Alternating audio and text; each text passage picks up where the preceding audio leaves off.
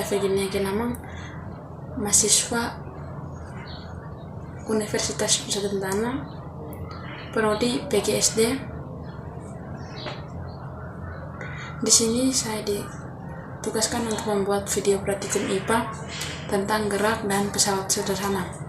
Sebelum masuk pada percobaannya atau praktikumnya, terlebih dahulu saya menjelaskan apa itu gerak dan pesawat sederhana. Gerak lurus adalah gerak benda pada lintasan lurus. Gerak lurus dibedakan menjadi dua. Yang pertama, gerak lurus berubah beraturan atau singkatannya yaitu GLB. GLB atau gerak lurus beraturan itu terjadi apabila kecepatan gerak suatu benda konstan. Yang kedua, gerak lurus berubah beraturan atau disingkat dengan GLBB. Gerak lurus berubah beraturan terjadi apabila suatu benda bergerak dengan kecepatan yang konstan. Gerak lurus berubah beraturan adalah gerak yang memiliki perubahan kecepatan selalu tetap pada setiap detiknya. Penjelasan materi yang kedua yaitu pesawat sederhana. Pesawat sederhana terdiri atas beberapa jenis. Macam-macam pesawat sederhana yaitu yang pertama tuas, yang kedua katrol, yang ketiga bidang miring, dan yang keempat roda dan poros. Penjelasannya yang pertama, tuas adalah alat yang dipakai untuk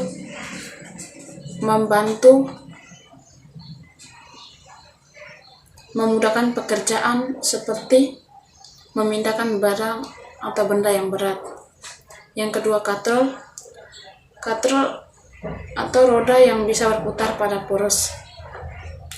Yang ketiga, bidang miring, jenis pesawat sederhana yang berupa papan datar yang dipegang miring untuk memudahkan pekerjaan memindahkan benda ke tempat yang lebih tinggi.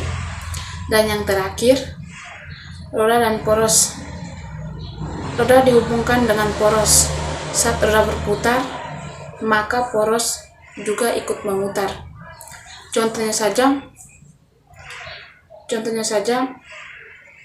penggunanya adalah saat pintu rumah dibuka, pasti kita akan menutupnya dengan slot. Jadi slot pintu rumah tersebut agar dibuka, penggunanya harus diputar sehingga slotnya dapat terbuka. Gagang slot bersifat sebagai roda. Sekian atas penjelasan materi. Berikutnya akan saya melakukan percobaan praktikum gerak dan pesawat sederhana. Terima kasih.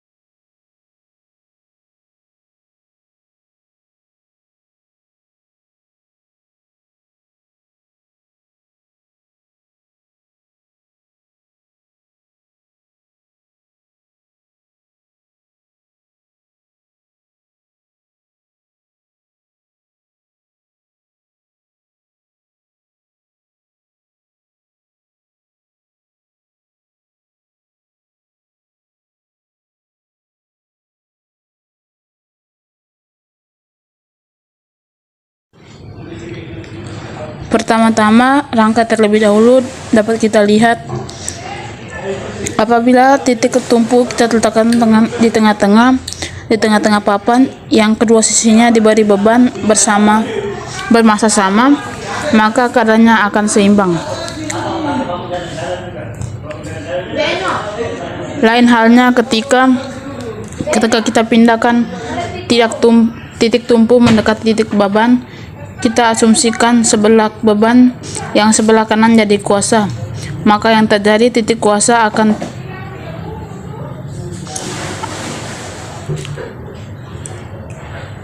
apabila kita pindahkan lagi titik tumpu pada titik beban, maka titik kuasa akan semakin menurun. Titik kuasa semakin menurun di sini memiliki arti yaitu kuasa atau tenaga yang kita keluarkan untuk mengangkat beban akan semakin sedikit dan juga beban akan juga lebih ringan. Kemudian kita pindahkan titik tumpu mendekati titik kuasa. Yang terjadi adalah titik beban menurun. Kita coba memindahkan titik tumpu mendekat titik kuasa, yang terjadi adalah titik beban semakin menurun. Hal ini berarti kuasa atau tenaga yang kita keluarkan untuk mengangkat suatu beban akan semakin banyak, dan beban akan terasa sangat berat. Dapat kita simpulkan dari percobaan tersebut yaitu, apabila lengan kuasa lebih panjang dari lengan beban, maka keuntungan mekanik yang kita dapatkan ketika kita mengangkat suatu beban akan semakin banyak. Hal ini berarti tenaga yang kita keluarkan cukup semakin sedikit dan beban akan semakin ringan. Cukup sekian dari video praktikum tentang gerak dan pesawat sederhana. Jika ada kekurangan, mohon kritik dan saran. Terima kasih.